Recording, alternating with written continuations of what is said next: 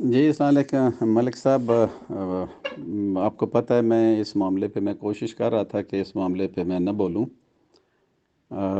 جتنا نقصان فواد نے پہنچایا ہے پی ٹی آئی کو، شاید آپ کو اس کا اندازہ ہی نہیں ہے۔ میں یہ بات آپ کو میری بات کائنڈلی غور سے سنیے گا۔ مجھے پتہ ہے آپ کی ہمدردیاں مکمل طور پہ فواد صاحب کے ساتھ ہیں اور ان کے گروپ کے ساتھ ہیں، اور آپ نے اس کا مکمل طور پہ اظہار بھی کیا ہے، اور میں آپ کے اظہار کی اور رائے کی قدر کرتا ہوں، اور مجھے خوشی ہے کہ کم از کم آپ نے ایک کلیئر پوزیشن لی ہوئی ہے۔ میں 5-7 باتیں میں کروں گا، اس کا جواب مجھے ذرا دے دینا۔ ملک صاحب، نمبر 1 بات یہ ہے کہ جب سے فواد صاحب پی ٹی آئی میں آئے، بہت سے لوگ ان کے ساتھ جڑے یہ سمجھ کے کہ وہ ایک پروگریسو آدمی ہیں، پڑھے لکھے آدمی ہیں، اور یہاں پہ جو لوکل دھڑے کی سیاست مارا ماری ہو رہی ہے، شاید اس سے وہ باہر نکلیں گے۔ یس، انہوں نے زیادہ تر، ہو سکتا ہے لوگوں کو اس پہ اعتراض ہو، انہوں نے کوئی انتقامی کارروائیاں لوگوں کے ساتھ نہیں کی، یہ بات درست ہے، میں اس کو تسلیم کرتا ہوں۔ لیکن انہوں نے پی ٹی آئی کو پروموٹ کرنے کی بجائے انہوں نے یہاں پہ مکمل طور پہ اپنا دھڑا کریٹ کیا، جس کو لدڑ خاندان کہا جاتا تھا، اور انہوں نے جتنی بھی سپیچز کی ہیں 90% میں سپیچز ان کی دیکھی ہیں، سنی ہیں، بڑے غور سے سنی ہیں۔ وہاں سے سب سے زیادہ دور لدڑ خاندان پہ ہوتا تھا، نمبر 1 اس کو پروموٹ انہوں نے کیا، اور میرے جیسے سرپھروں نے 2-4 دفعہ ان کو اور فیصل کو کہا بھی کہ ہم آپ کے ساتھ لدڑ خاندان کی وجہ سے نہیں ہیں، پی ٹی آئی کی وجہ سے، عمران خان کی وجہ سے ہیں۔ لیکن اس کا رزلٹ انہوں نے یہ دیا کہ جو لوگ بھی لدڑ خاندان سے ہٹ کے پی ٹی آئی کی وجہ سے انہوں نے سمجھا، وہ انہوں نے ایک ایک بندہ پی ٹی آئی کی آرگنائزیشن جب بھی انہوں نے بجائی، انہوں نے اس کو نکال کے باہر پھینکا۔ اگر آپ کو کس کو شک ہو تو میں اس میں مزید ڈسکشن میں جانا چاہوں گا، اگر آپ کو ہو تو ہم 1 to 1 ڈسکشن بھی کر سکتے ہیں۔ That is number 1۔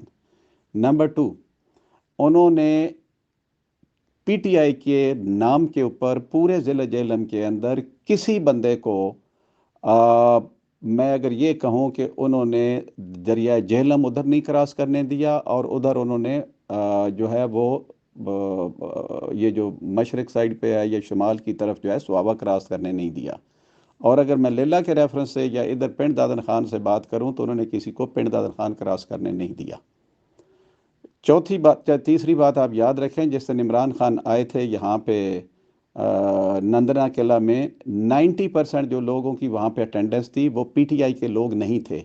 جو گئے تھے وہ زبردستی گئے تھے، ان کو انویٹیشن نہیں تھی۔ زیادہ تر لوگوں کو جو نون لیگ کے لوکل انویٹیشن تھی، یا جو ان کے منظور نظر لوگ تھے، میں اس کا گواہ ہوں۔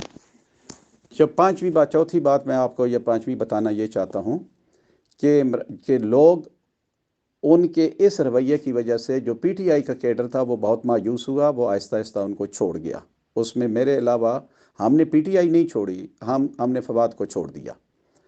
پانچویں بات میں آپ سے یہ گزارش کر دوں کہ جو یہ سازش عمران خان کے خلاف ہوئی، 3 پارٹیوں سے ریزائن، تینوں جگہوں سے ریزائن کرنا، اس ساری کیمپین کو سپیئر ہیڈ کرنے کے لیے دیر از اونلی 1 single person، اس کا نام فواد ہے، فواد حسین ہے، جس نے یہ کیمپین لانچ کی، اس کیمپین کو لیڈ کیا۔ اور جب تک عمران خان آپ ان کی ساری تقریریں سن رہے ہیں، سوال و جواب ان کے جو وہاں ان کے پاس ہوتے رہے ہیں وہ سن رہے ہیں، سو مچ سو کہ ایک دن کسی نے ان سے پوچھا، یہ سوال پوچھا کہ آپ آج پنجاب اسمبلی میں اپنا وزیر اعلیٰ اگر پرویز الہی بنا لیتے ہیں تو آپ کل کیا کریں گے؟ انہوں نے کہا ہم اسمبلی توڑ دیں گے۔ وہ اس وقت تک بالکل پی ٹی آئی کی میڈیا ٹیم اور پی ٹی آئی کی پالیسی ٹیم کو ہیڈ کرتے رہے، جب تک P T I national assembly سے، کے پی کے اسمبلی سے اور پروونشل اسمبلی کو ڈیزالو نہیں کر چکی۔ مجھے آج تک سمجھ نہیں آئی کہ کے پی اسمبلی ڈیزالو کرنے کی کیا ضرورت تھی اور کیوں ڈیزالو کی گئی۔ کیا لوگ اسمبلیوں میں جاتے ہیں؟ انہوں نے ایک دفعہ بھی آج سارا یہ کہہ دینا کہ وہ عمران خان کی پالیسی تھی، وہ وہاں پہ تھی، اس کا مطلب ہے جو نمبر 2 اور 3 آدمی ہے وہ اپنی ذمہ داری لینے سے انکار کر رہا ہے۔ دوسرا، ملک صاحب یہ مت بھولیں پلیز، حقائق کو بالکل مسخ نہ کریں۔ وہ گروپ جو عمران خان کو اڈیالہ جیل میں ملنے گیا تھا، اس گروپ کو لیڈ کر رہے تھے فواد حسین صاحب۔ اس گروپ کے اندر فیصل واڈا پراببلی تھا، اسماعیل ایکس گورنر کراچی تھا، اور اس میں مولوی محمود صاحب تھے۔ انہوں نے وہاں پہ جو پریس کانفرنس کی تھی وہ آج اٹھا کے دیکھ لیں، آپ کو اس کے ایک الفاظ یاد آئے گا۔ ان کا جو لب لباب تھا، جو وہاں پہ وہ ملنے گئے تھے، وہاں سوری میں غلط کہہ گیا ہوں، وہ وہاں پہ ملنے گئے تھے، اس کو محمود قریشی صاحب کو ملنے گئے تھے اڈیالہ جیل میں. اس کا لب لباب یہ تھا کہ محمود قریشی صاحب کو ضمانت ملے گی، وہ جائیں گے، وہ عمران خان کو سمجھائیں کہ آپ پاکستان سے باہر جائیں، پارٹی ہمارے حوالے کریں، ہم پارٹی کو چلا لیں گے. Exactly with in next 2 days Qureshi صاحب کو ضمانت ملی، وہ لاہور میں گئے، انہوں نے پیغام عمران خان کا پہنچایا، عمران خان نے ریفیوز کر دیا ٹو لیو دی کنٹری یا to relinquish the charge of the party. Therefore حضور اس کے بعد جب یہ نہ ہوا تو فواد صاحب نے سب سے پہلے وہ ان شخصیات میں شامل ہے جنہوں نے استحکام پاکستان پارٹی جوائن کی. اس کے بعد انہوں نے پارٹی پوزیشن سے خود ریزائن کیا. حضور یہ ہیں وہ حقائق جن کی بنیاد پہ جب ان کی سیاست ختم ہو گئی، ٹوٹل سیاست ختم ہو چکی ہے، ان کی زیرو خیر سیاست ہو گئی، تو اب ان کو پارٹی پھر پی ٹی آئی یاد آ رہی ہے. اور آپ جیسے بھائی جو پی ٹی آئی کے کرتا دھرتا تھے، آپ نے پچھلے الیکشن فواد کے پورے گروپ نے، میں دوبارہ کہہ رہا ہوں، میں حضور دوبارہ کہہ رہا ہوں، اگر کوئی شک ہے مجھے سیاسی نقصان اس سے ہوتا ہے تو ہوتا رہے، I care hoot for that. بندے کو حق اور سچ کا ساتھ دینا چاہیے. میں ہر وقت سیاسی میں جھوٹ نہیں بول سکتا. آپ نے اور آپ فواد کے پورے گروپ نے اس وقت اس پچھلے الیکشن میں اوپر اور نیچے مکمل طور پہ نون لیگ کو ووٹ دیے ہیں، ان کا کیمپ لگا ہے، ان کی کیمپین کی ہے.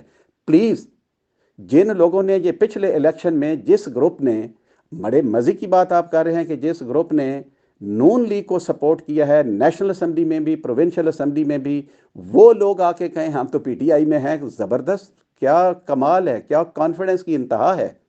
میں تو اس کانفیڈنس کی داد دینا چاہوں گا.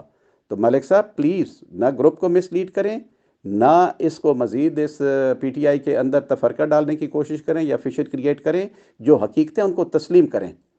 فواد کا اور اس کے گروپ کا پی ٹی آئی کے ساتھ اس وقت کوئی تعلق نہیں ہے. انہوں نے پی ٹی آئی کو جتنا نقصان دینا تھا وہ پہنچا چکے ہیں.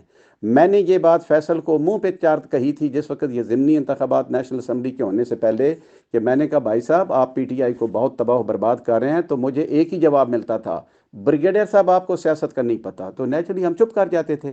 آپ سے بھی جب ایک آدھ دفعہ تھوڑی سی بات ہلکی کرنے کی کوشش کی کہ جناب آپ ان کو سمجھائیں کہ یہ پی ٹی آئی کی جڑیں اکھیڑ رہے ہیں، آپ نے بھی یہی جواب دیا کہ آپ کو نہیں پتا. تو ہم چپ کرتے رہے.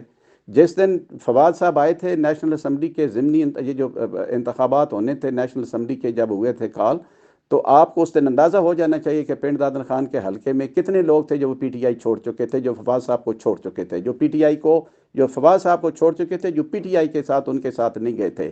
اگر آپ کو شک ہے تو وہ تقریر سن لیں جو فواد صاحب نے وہاں پہ کی تھی. انہوں نے تقریر میں یہ کہا تھا، میں آپ کو ایک سینٹینس بتاتا ہوں، جو لوگ وہاں پہ موجود تھے وہ اس کے گواہ ہیں.